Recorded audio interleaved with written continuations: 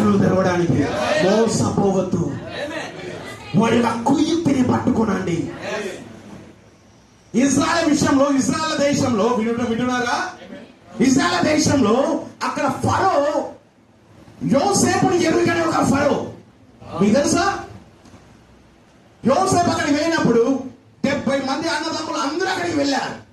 కానీ అక్కడ ఫరో ఏం చేశాడు? వారికి ఒక మంచి భూభాగమును నివసించదగించాడు. అదే కెషేము. అంతేనా? అది చాలా అద్భుతమైన, దేశంలోనే అతి ఫర్టిలిటీ ల్యాండ్, అనగా సారవంతమైన భూమి, చాలా అద్భుతమైన స్థలం అది. ఈ ప్రజలను ఫరో ఎవరిని బట్టి వారికి ఆ స్థానం ఇచ్చాడు? యోసేపును బట్టి వారిని అక్కడ మంచి భూభాగంలో పెట్టాడు. కానీ ఒక సమయం వచ్చిన తర్వాత ఎవరు వచ్చారు? యోసేపును ఎరుగని ఒక కొత్త రాజు బయటకు వచ్చారు. ప్రవక్త ఒక అద్భుతమైన స్టేట్మెంట్ చెప్పాడు. మన కాలంలో కూడా యోసేపు ఎరుగని ఒక కొత్త రాజు వచ్చాడు.